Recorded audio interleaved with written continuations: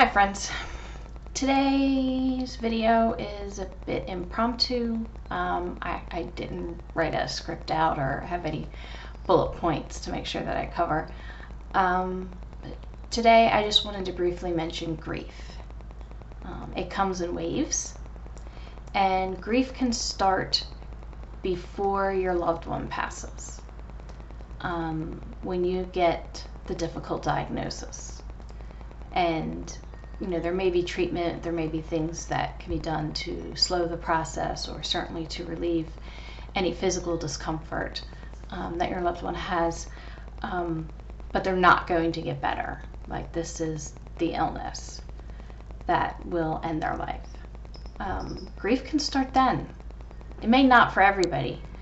I started grieving my mother in 2016, 2017, even before we got a diagnosis, but it became apparent, it was very apparent that something wasn't right with Mom.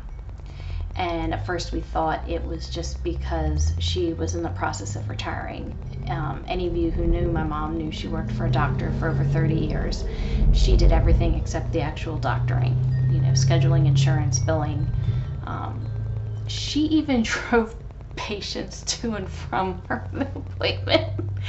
Doc kept telling her to stop doing that. His insurance didn't cover that.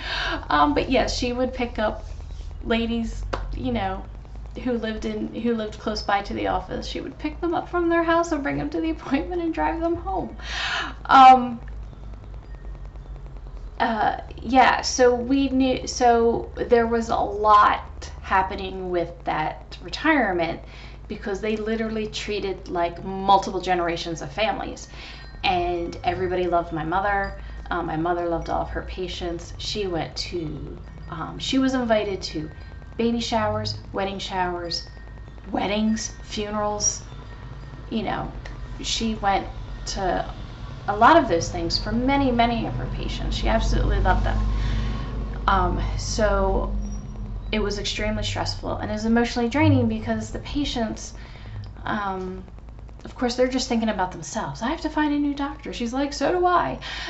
So does the rest of my family have to find a new doctor. So it was very draining on her, and there was just there's a lot that goes behind in owning your own business.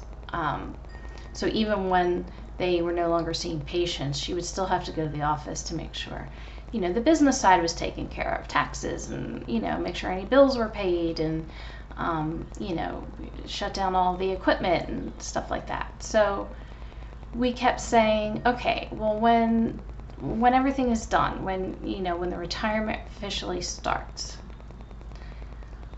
only when she was no longer having to go to the office on a weekly basis, there was still confusion. She was forgetting things. She'd get turned around pretty easily. And then it was in 2018 when she was hospitalized. That's when we just grabbed the neurologist and said, you need to keep looking. There's something else going on here.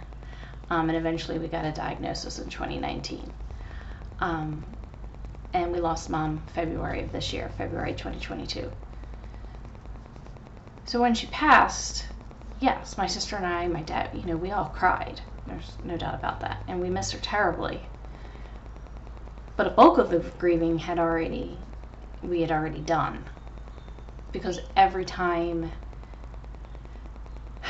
we realized that she'd forgotten something, or she no longer knew how to do something, it's just a stab in the heart. She doesn't remember me getting married. In fact, for quite a while, she kept asking my dad and my sister if David and I were married. We'll be married 25 years this summer. She remembered the kids, which was good. But I could tell, even at times she would forget Dave's name. But she remembered that he'd had a really bad accident last year that required 2 surgeries on his arm. It was a really difficult recovery. And somehow that stuck in her brain. She knew that something was wrong with his arm, and so every time I saw her, even if it was 3 times in a week, how's Dave doing? How's the arm? Okay, good. She kept asking about that. our lifeline for the longest time was writing things down on the calendar and having her write things down on the calendar so she would know when Lori and I were coming to get her, or if she was going to my house for dinner or Lori's house for dinner. We always made sure things were written down on the calendar. And one night, my sister called me to say, she had called Mom to put something on the calendar, and she goes, Mom can't read a calendar anymore. She couldn't follow along the days of the week at the top and then go down to find the date. And I hung up the phone and I sobbed. Just full out sobbing. It's the little things that get you. It's the little things. One of her favorite things to make, and one of the things that we all loved, was her mashed potatoes. And one summer day she wanted to make mashed potatoes, but she couldn't finish because she didn't really know what to do. She needed help baking a cake for my one nephew's birthday, and she just uses box cake mix, nothing fancy. But she wanted me over to help her with that. Very basic thing. And it can hit you when you see a picture, when you think of something. For me, I love Kohl's and I love Michael's. I like to craft.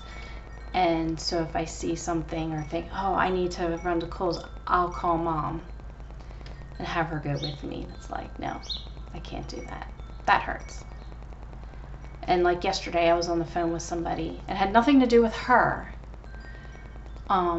But I just started filling up with tears and crying because with that particular situation, she would have been the one I would have called to say, okay, we need to get this figured out. Who do you know on your end, through Doc, that you can get us in quicker or sooner, or a special number to call, use your connections. And I couldn't do that. And so I hang up the phone and then just sobbing because it just was so overwhelming. And it was, having to do with a new situation. And it's like, it hasn't even been 2 months since Mom, and I thought I'd get a break before I'd have to do some more figuring out of things. And here we go. So grief comes in waves, and it's okay. And there are times it sucks, but I don't hate it.